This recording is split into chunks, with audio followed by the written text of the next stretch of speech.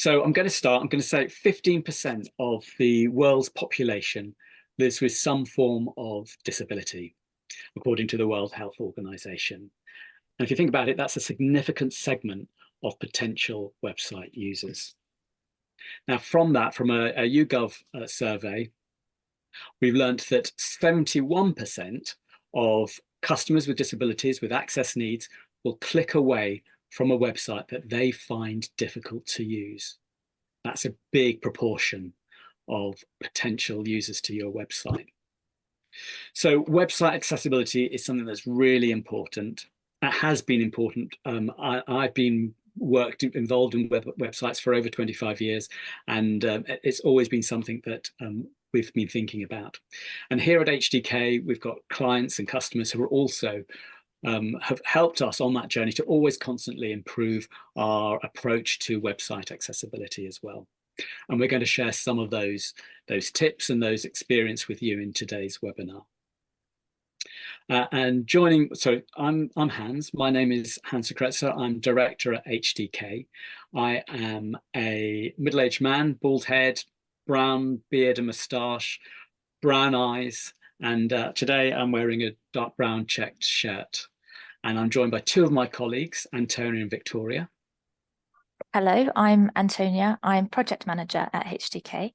I am in my late 20s.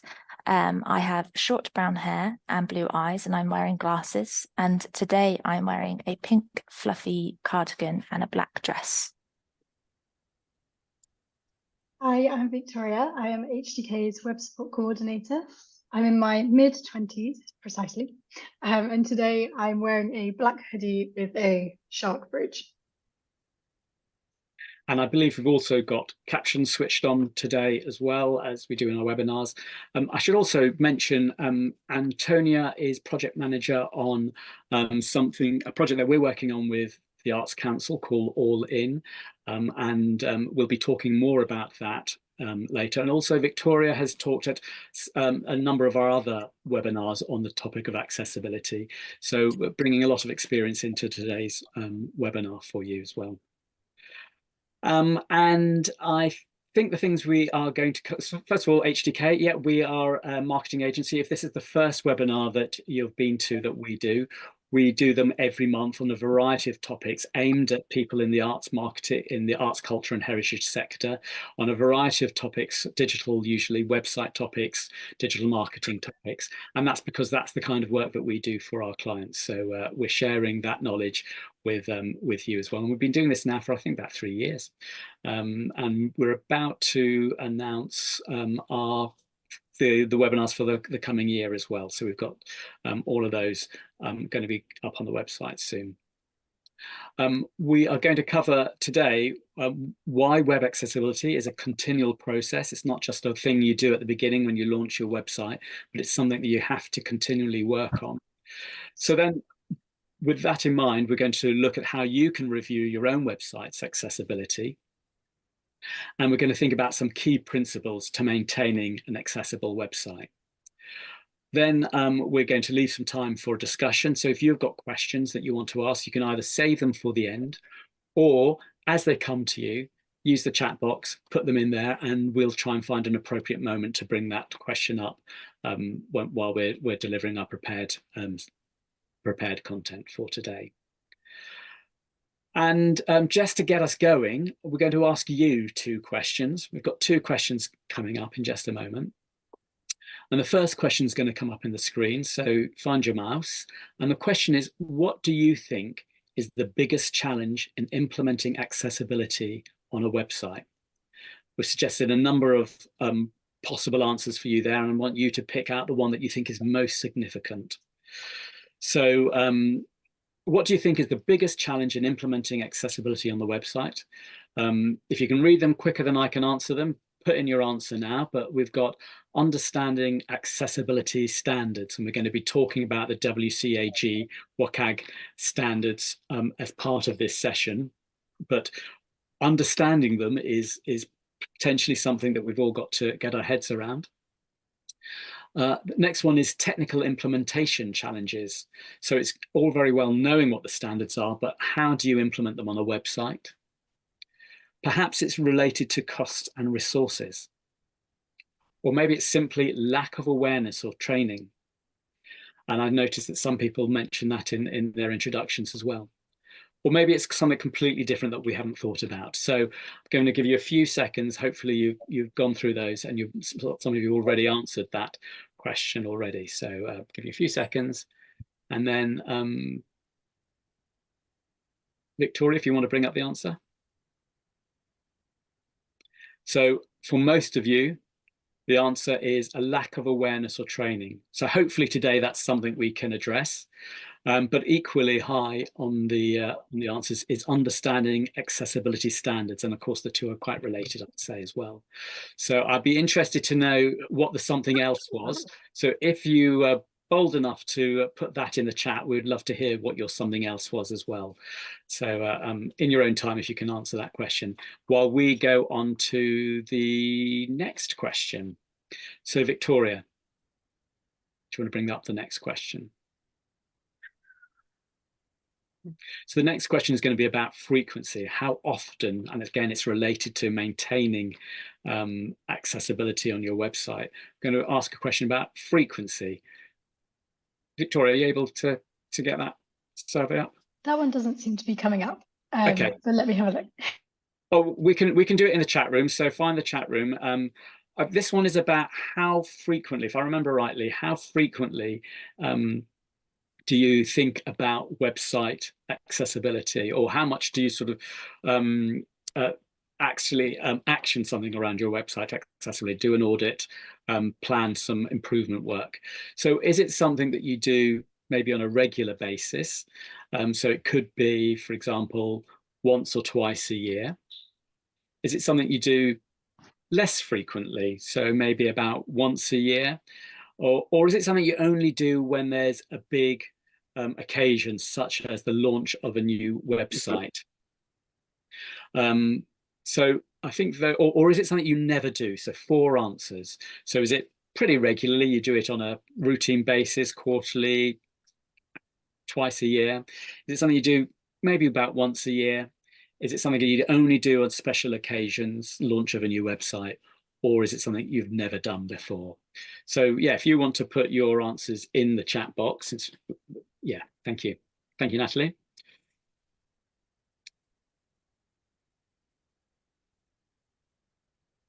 Great, Frankie. Or regularly, always thinking about it. And Olivia, regularly doing it by the looks of it. And some of you saying daily through design application. That's interesting.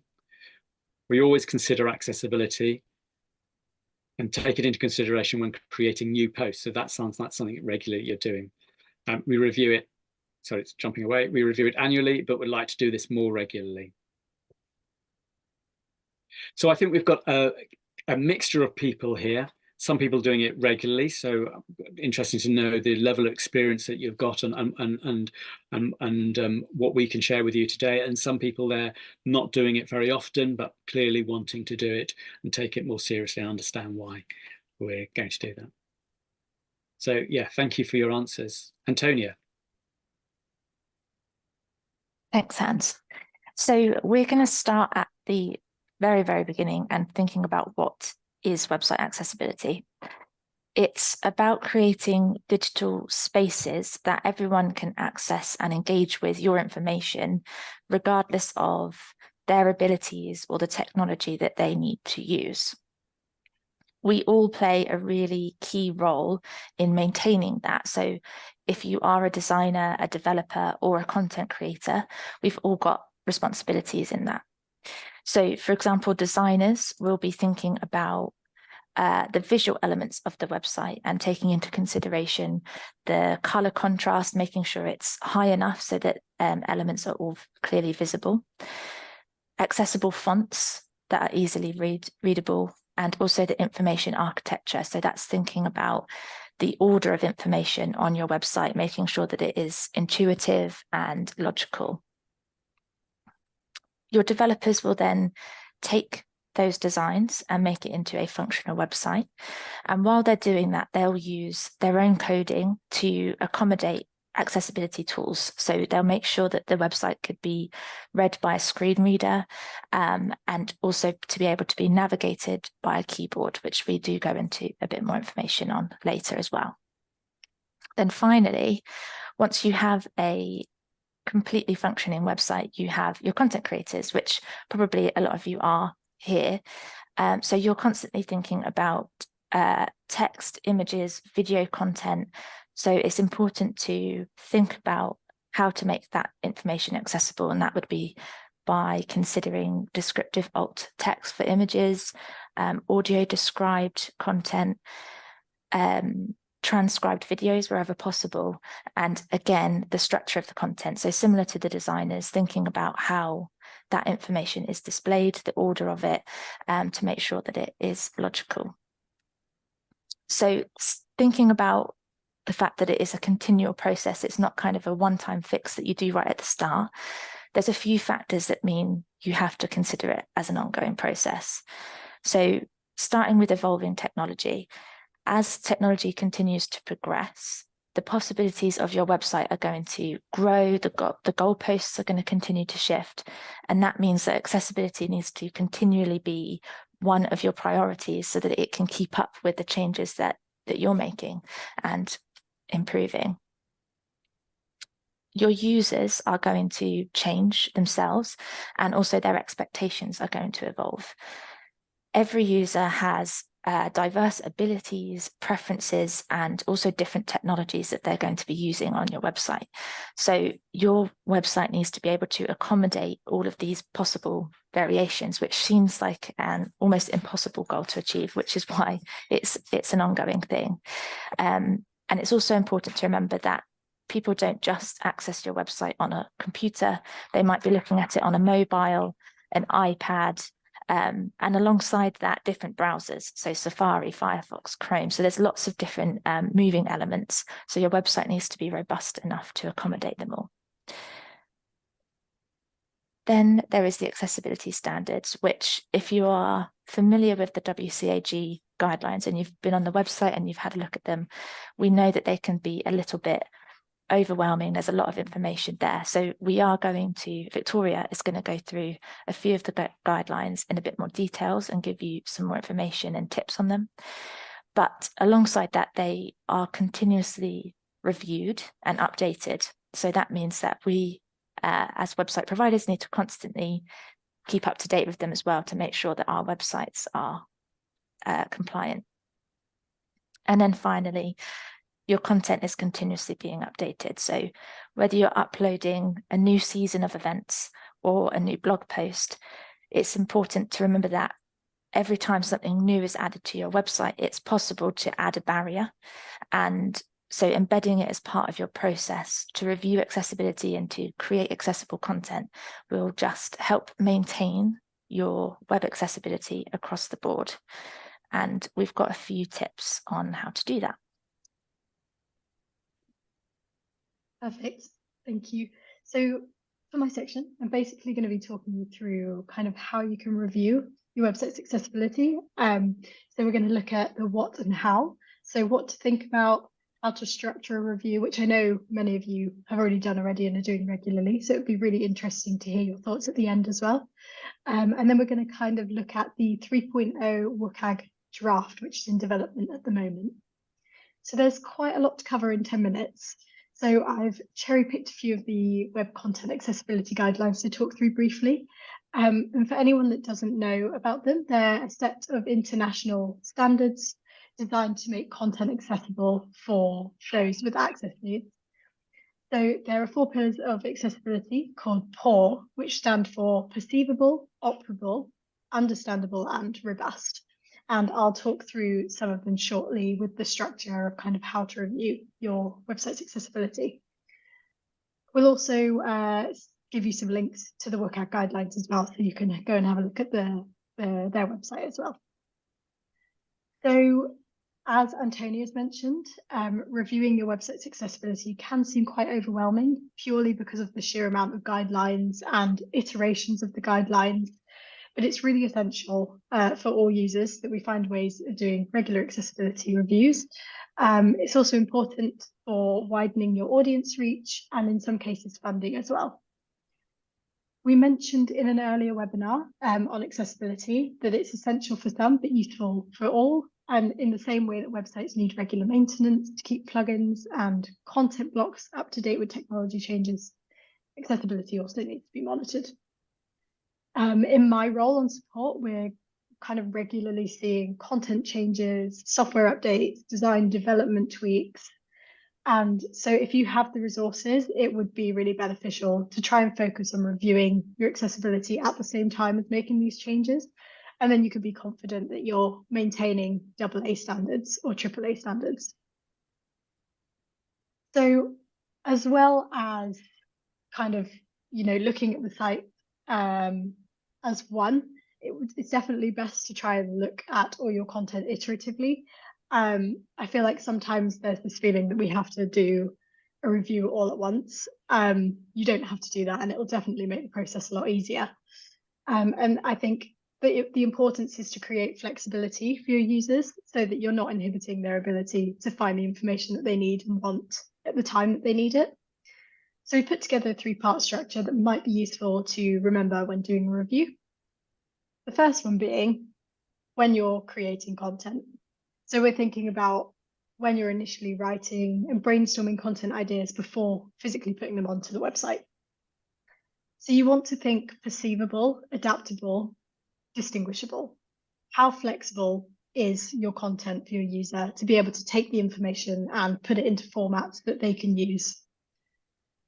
So essentially what I've done is put together some really quick slides of some of the guidelines. I'll try not to read out their numbers because otherwise it'll sound like I'm monologuing. But what we're going to do is just go through some of those briefly, and you can go to the WCAG website to kind of get any more information that you might need. So adaptable is presenting content in different ways, different layouts, so that users can take the info that they need and put it into their own formats if necessary, i.e. Braille or other screen reader friendly texts. Then we have information and relationships. This relates to basically any content you have on a website, navigation, edit, copy, everything. So you want to use headings, lists to highlight key relationships between pieces of content. This also relates to how information is structured in code to make sure that it can be read sequentially by screen readers. This leads on to having a meaningful sequence of information. So making sure the reading order is logical and intuitive. Maybe you're designing a program, think about typographic hierarchy and headings for kind of the only key information which would be important for your users and also for UI and design in general, as well as people who use assistive technologies. So then we have sensory characteristics. So these are things like shape, color, size, location, and sound.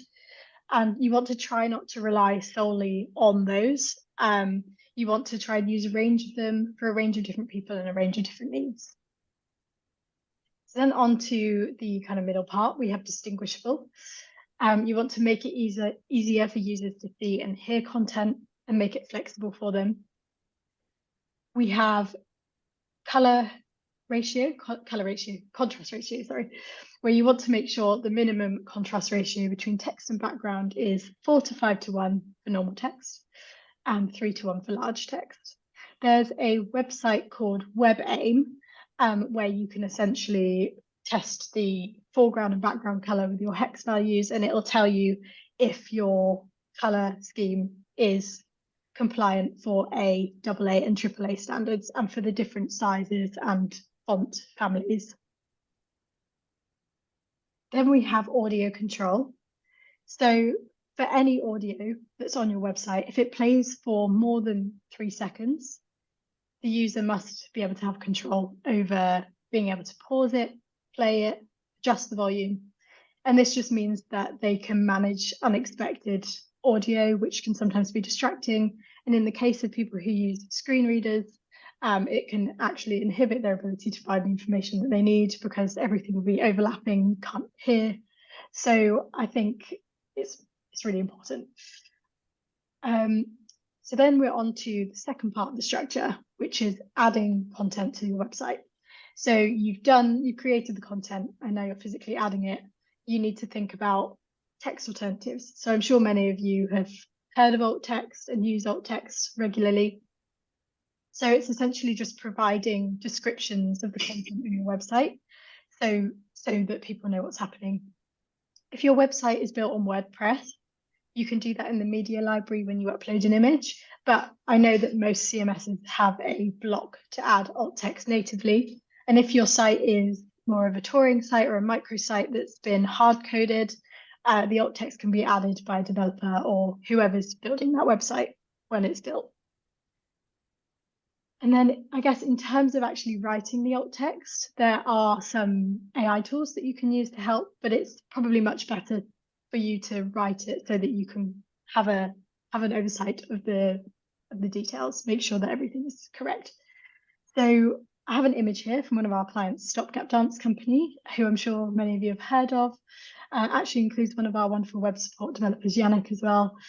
So they create work where diversity is not accepted, but it's not just accepted, sorry, but pursued. So this is a really good example of alt text underneath the image, and it appears throughout the website. So if you want to have a look at this, we'll share a link with you and you can go and have a look at how they've written that. On to the next, we have input assistance. So this is essentially helping users to avoid and correct mistakes as they're moving through content on your website. So this is things like error identification, clearly adding identification when there are errors, i.e. making sure there's labels or instructions provided. For example, on a contact form, you want to make sure that labels are clear, they have a clear text heading or a link if needed, they have color emphasis, and also an information icon if you can, so that users can understand what they need to do next, where they might need to go to. And then if you have the resources, you could even look at adding a live chat for one-to-one support where needed. Which leads me on to our third and final section of reviewing, which is testing the content. So you want to make sure that it's operable. So as you're adding the content, you want to be testing every single time. So making functionality available on a keyboard, ensuring all content is accessible. Can you tab through it? Are there any navigation items that are overlapping? If they are overlapping, keyboards won't be able to read them correctly. So this is really, really crucial. Here we have an example from Arts Council England's All-In website, which we had the pleasure of building. Our development team worked to make sure that the structure was fully navigable. And as you can see, the focus states clear and contrasting, so the users kind of get a better, they're better signposted to the areas of the website that they need. And then we move on to timing adjustable. So providing mechanisms for adjusting time limits for any content in your website. That was a nice and quick one. And then we have navigable, which is probably, arguably, the most important. So helping users to navigate, find the content that they need. And often, I know Antonia mentioned this as well, they may look kind of clear from a design perspective, but as content is added and changed, the structure can change, and you want to make sure that you're keeping up to date with that so that users, and specifically users who use assistive technologies, can follow a logical structure through the navigation. So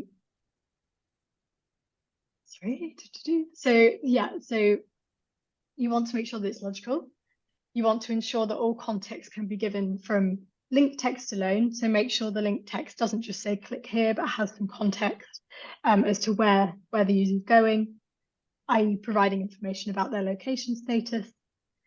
And most of this is developed during the initial dev and design phase, but as content gets added, it really needs to be reviewed regularly. So that's the end of my long talk about kind of how to structure your review. now I want to cover the 3.0 guidelines, which are currently in development. So just to mention again, the current guidelines are the 2.2 guidelines. And there's been a lot of feedback that they can be quite kind of overwhelming and a little bit ambiguous as to how we can actually use that to structure a review and an audit. It looks like they've taken this on board, and they're aiming to give us a scoring system to use. Now, we don't know too much about this yet, but we're hoping that this is going to come out soon and we can provide more information. So essentially, they're creating a written testable criteria for the outcomes. So they're based on user needs, whereas before they were kind of based on how much alt text do you have? Do you have relevant alt text across the site on each of your images, which can be quite difficult to measure. If you have a lot of content, a lot of media, it's quite difficult to do that. So having the focus on the user is great, and we've needed that for a while, I think. They discovered at some point in the journey there needs to be like a tangible level set that doesn't leave it too open for discussion. So that basically you can say you have your scoring system and you can solidly put it into a bracket and work from that as you're progressing and improving. So at the moment, the 2.2 guidelines are tested by page or screen. So for example, does the what's on page meet AA, AAA guidelines? And it's going to be measured by the steps needed to complete the task. So I'm sure we'll probably have another webinar on accessibility in the future, where we can discuss the finalized version of 3.0, but again, we'll also link you to the WCAG website so you can keep up to date with the changes. I'll pass you back over to Antonia. But before we do that, I thought I would answer a couple of the questions that have come up. I'm going to answer Kevin's question. I don't know if either of you can answer Sarah's question, but Kevin, you asked I think you asked, has anyone found that alt text from Spectric doesn't pull through the API for images to your website? So I checked with one of our developers, Chad, and he says, well, actually, he doesn't ever pull the images in from Spectric. It's always done through the CMS that we build for our clients. But he did confirm that it doesn't pull in the alt text from the images. So that's your answer, basically, that it won't pull it in through Spectric. And the second question was from Sarah, and this is either to Antonia or to Victoria. How do you test keyboard functionality? Yeah, so I'll go to, but if you have anything to add, just jump in. So you can test your keyboard functionality by, you can go open your web page, and if you start clicking the tab button on your keyboard, you'll see if it is keyboard accessible, then you should be able to move through your website by tabbing and using the arrow keys and the enter key to kind of to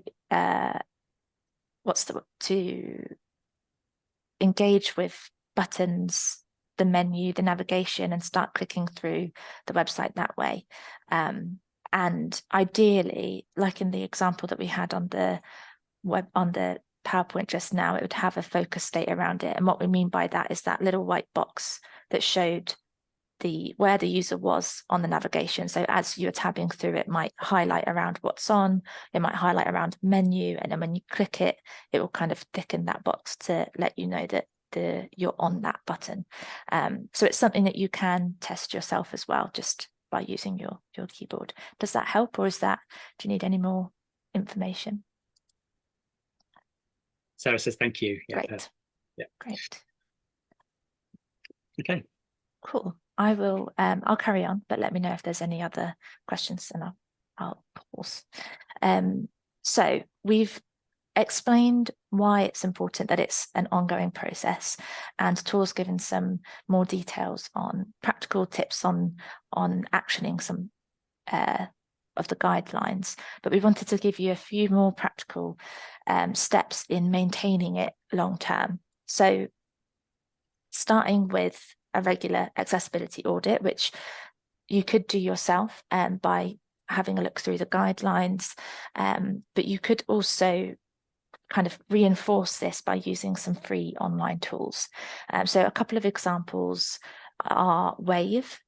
Also, just to note that these examples are tools that are really helpful with the current WCAG guidelines, but as they bring out new guidelines, there might be new tools which we'll definitely be kind of keeping on top of. So we use these as part of our testing for our websites at the moment. With Wave, what you do is add in the URL that you want to test into this search box, and then it will give you a report. So it will show up if there are any errors, it does a little summary, and then you can open it into more details. What's really helpful with this tool is that it explains why it's important that it is something that's fixed. It explains why it's not quite right at the moment, and then it also gives you some advice on how to rectify it. Similarly, there is a Chrome plugin called Lighthouse, which you could install just by searching it on Google Chrome. And on this, you would go to your website. So if you added a new blog post, for example, you'd go to that URL and then you'd generate a report, and you can see that you could do mobile or desktop as well, so that's helpful. And then it gives you a rating out of 100 for your accessibility alongside some tips as well. But it also gives you information on your overall website performance, best practices and SEO, specifically of that URL that you're testing.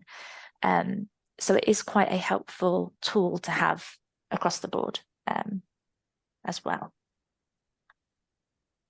Alongside running your own testing and auditing, it's worth considering user testing, which just means involving users who have a variety of abilities and might use different tools themselves to test your website. So you might give them specific tasks, such as book a ticket or sign up to your newsletter, and then you ask for their feedback on their experience, and they'll let you know if they kind of came up against any barriers. This then allows you to understand it clearly and address those changes to make improvements. It's always great as well to offer them something in return for their time, because it's really valuable. So whether that's a free ticket or a voucher or something like that. You could also introduce some feedback mechanisms on your website. So that could be a form where users can fill in their information and send that directly to you, or an email that they can get in touch. So this is an example again from All In. So as a bit of context, All In is Arts Council's new access scheme, and the ultimate goal is to improve accessibility across the board in the arts and culture sector. So although we're talking about website accessibility today, their goal is beyond digital, and it includes customer service, your built environment as well. And we've been working with them on the project and have launched the first phase of their website, but that the project is continually developing.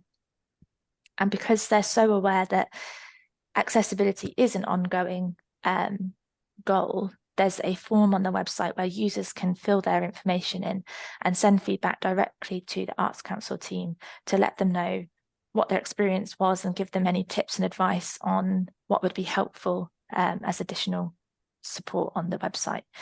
They then give that feedback to us, and we start working together on making recommendations on how to improve it. So it's been great for us as well to learn more.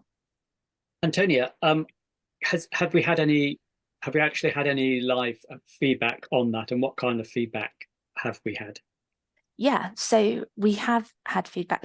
We had some feedback about the website being zoomed in. I think that was something that we've included a toolbar to enlarge text, but also sometimes users zoom in themselves, and making sure that all of the navigation is still functional when the website is zoomed in.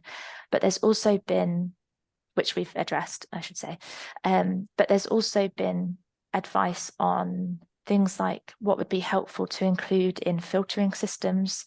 So for this website, it's regarding a directory, which I also explain a bit more later.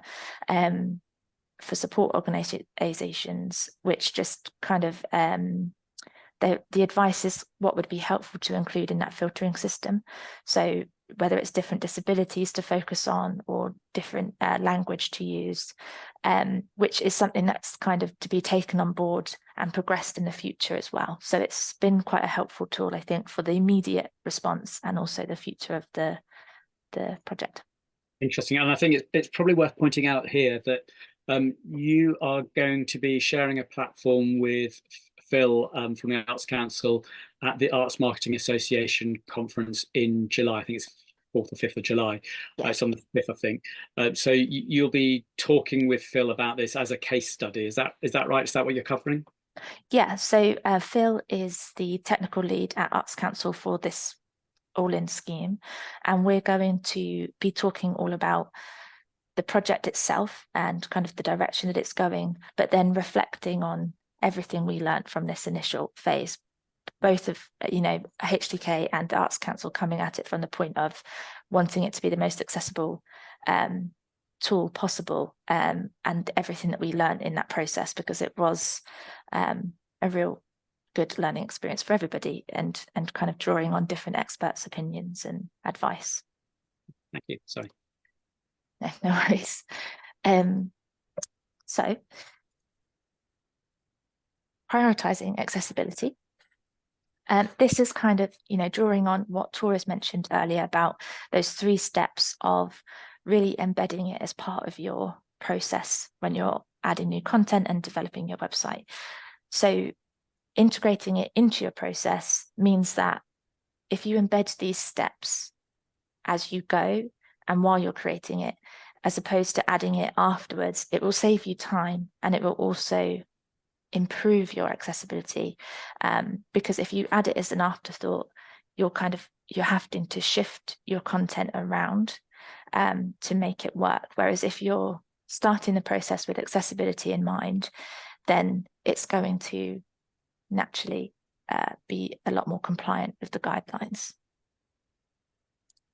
You can also collaborate with accessibility experts. So we work really closely with Accessible by Design. They are, we'll pop that in the chat.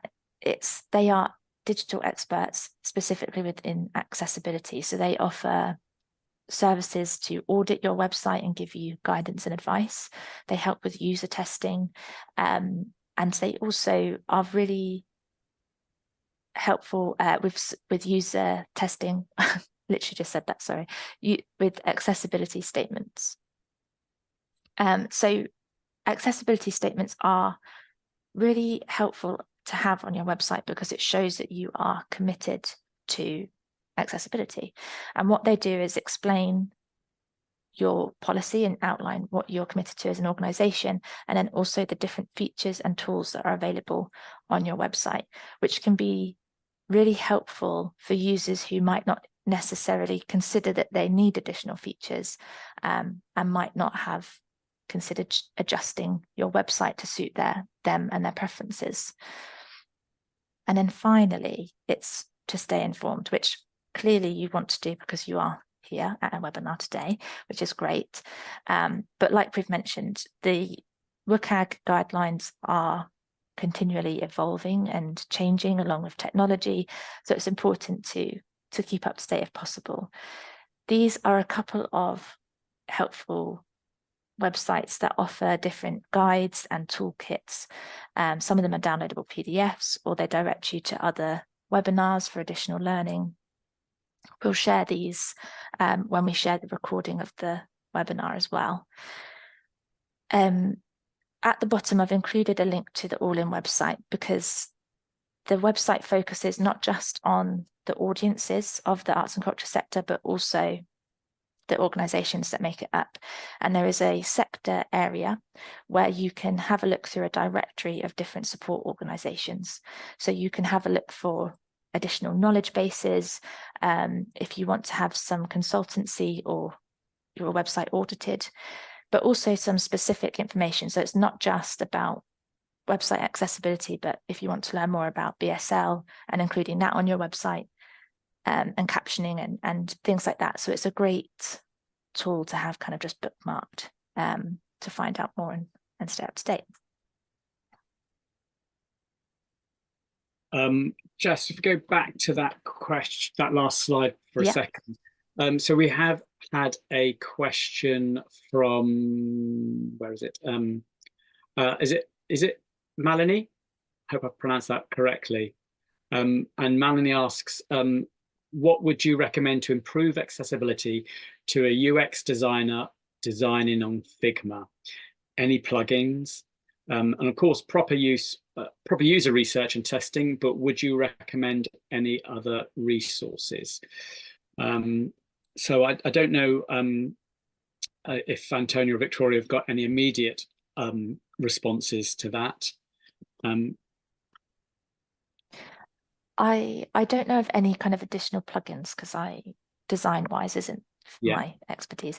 But from speaking with Raf, who is our designer who worked on the All-in website, he noted that and I think somebody else mentioned in the chat actually, that the balance of getting a really lovely design and making sure it's accessible is sometimes quite challenging, because you don't want to forfeit any stylistic changes or anything about your brand. So I think it's something that's really important for designers to kind of read up on and understand, like color contrasting and useful fonts that can be used. I know that our designers use XD, but we could definitely, maybe we could ask them about resources and send that round as well. To share.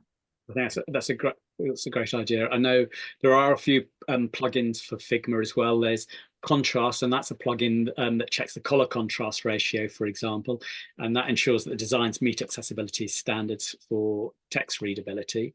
And then there's another one called Stark, and that's also a tool for color contrast, color blindness simulation, and that's there to help create more accessible design. So I know those are just two, and I think you're right. If we check in with Raf and Nick, maybe we can include that in the follow-up notes on the website when we post it to the website. Thank you for that. Before we go into the Q&A or discussion, we always like to ask you to do a survey at this point. Again, we do these for free. We love doing them, and we just want to get better at doing them, really. So just 2 minutes of your time just to complete our online survey. Now, the link to the survey has come up into the chat box. So if you click on that link, and I'll go quiet for a couple of minutes. It's very difficult to be silent for 2 minutes in these webinars, but we do it. If you can complete the survey, it's only a few questions. It's very quick to respond to. And then once you're finished, if you start putting done in the chat box, then when I see enough of those, we'll just carry on.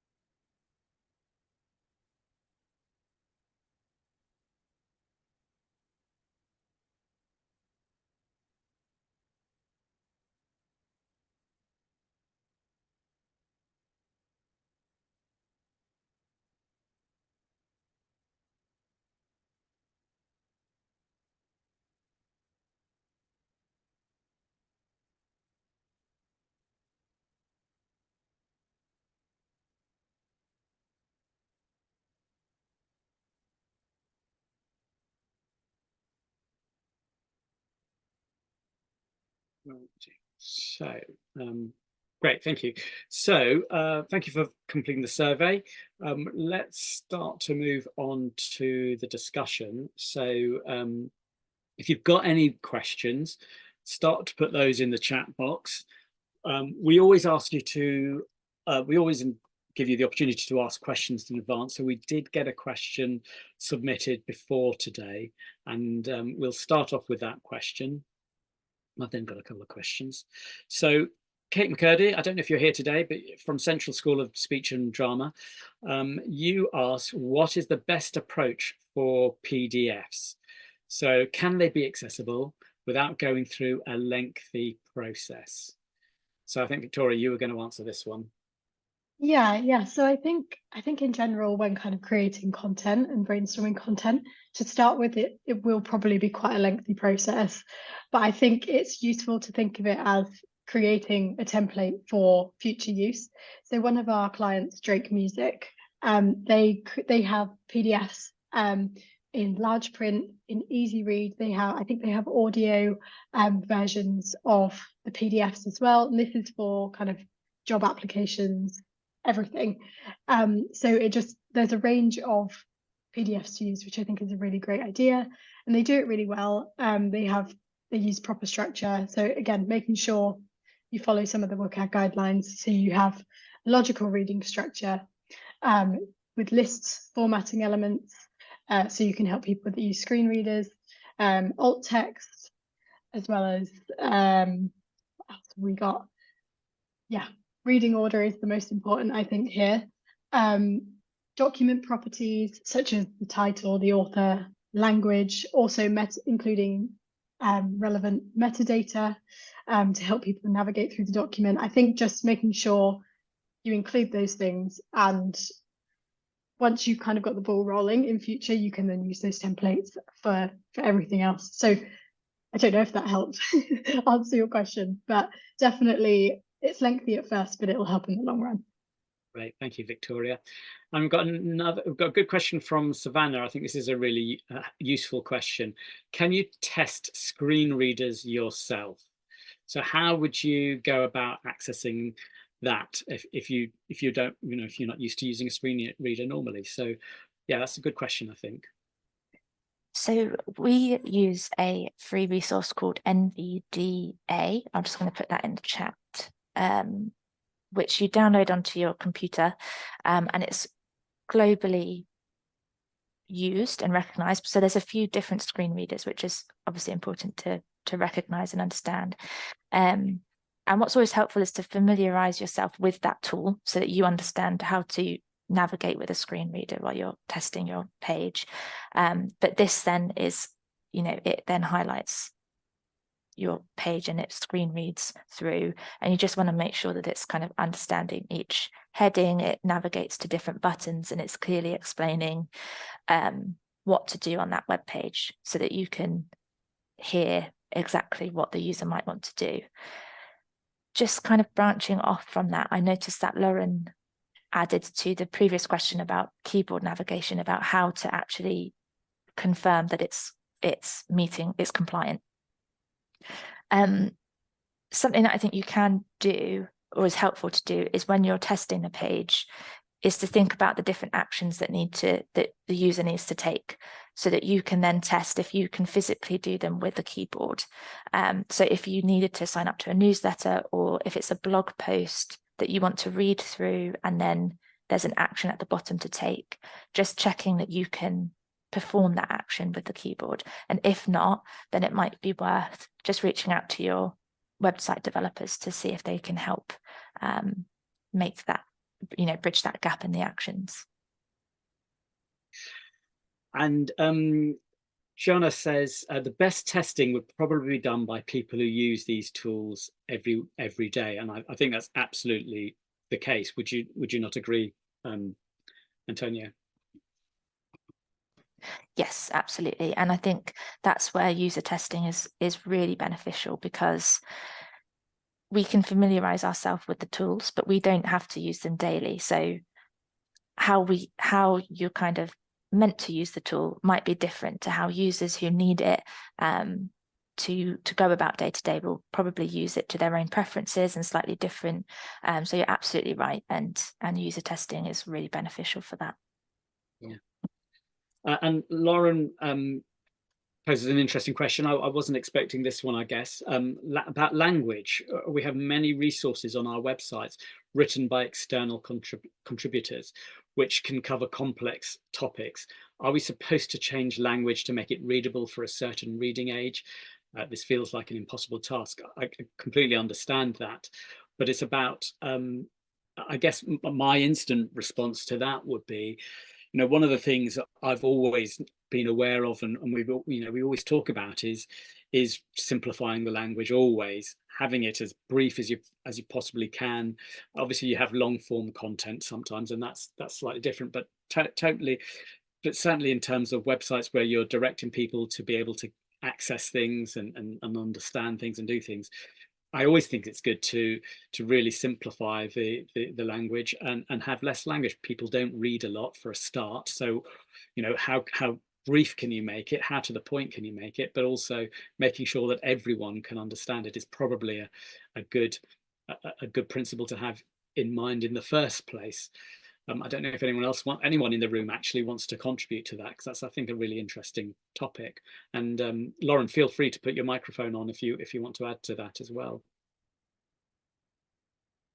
Hello, hi. Yeah, I think I get the simplicity for functional parts of the website. Yeah. But the more thought pieces, papers, research, and I just don't really understand how that balances. Yeah. And will it fail your website officially if you're not complying with this? I've heard in the past, a certain reading level should be aimed for. So I understand in sort of directional, summing up, do this next, but these are more longer form pieces. I suspected that's what you were leaning towards as well. I personally don't have a response to that, because all I would say is, you know, there's sometimes you have summaries of articles, and that might be a way of getting around it as well. But equally, you know, you are potentially reaching out to a certain demographic as well, and you know, the style of the writing is going to be important as well. So maybe in those instances, it's not about that. It's not stopping necessarily someone from carrying out an action on the website. So maybe that's why it's not as essential to do it for that. Does anyone else have anything to add to that?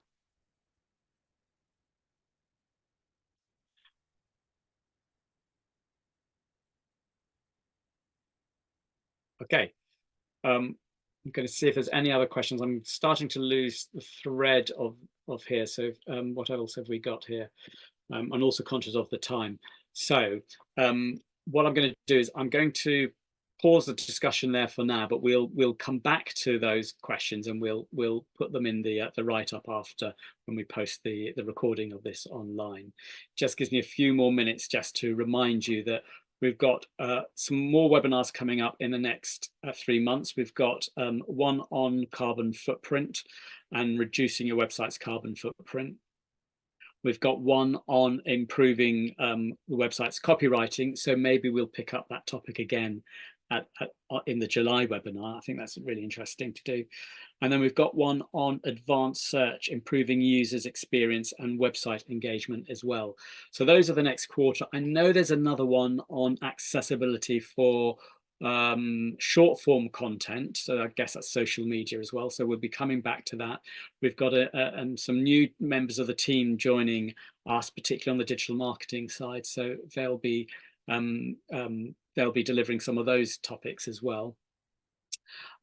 Also, if you haven't signed up to our newsletter, please do so. The link's coming up on the website in the chat box now. We send it out quarterly or even less sometimes, but it's a chance for us to gather marketing tips, industry insights, case studies, those sorts of things as well. And likewise, if you think of a question on this topic after today's webinar, when this webinar's finished, please do just email us. We always love to hear from you.